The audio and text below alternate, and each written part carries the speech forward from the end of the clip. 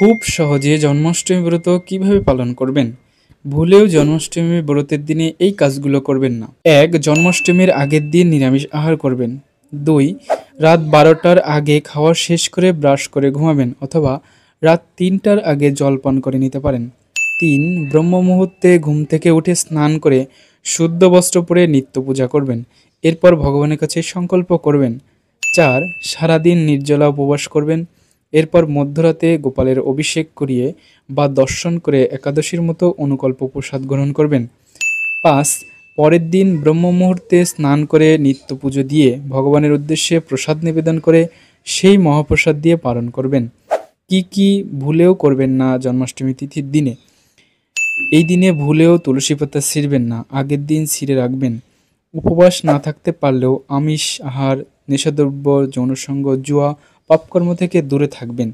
গোমাতাকে কষ্ট দিবেন না, বরং তাদের আহার করাবেন এবং গাছ কাটবেন না। বৈষ্ণব অপরাধ করবেন না, গরিব মানুষকে তিরস্কার করবেন না, অনাহারীকে খাবার দিবেন। ভুলেও স্টিলের পাত্রে অভিষেক করাবেন না। এছাড়াও জন্মাষ্টমীর দিনে অধিক কীর্তন, শাস্ত্র অধ্যয়ন, কৃষ্ণের অষ্টোত্তর শতনাম এবং হরে কৃষ্ণ মহামন্ত্র জপ করবেন বেশি বেশি করে। ভিডিওটি ভালো লাগলে শেয়ার করে সকলের কাছে ছড়িয়ে দেওয়ার অনুরোধ রইল। জয় শ্রীকৃষ্ণ।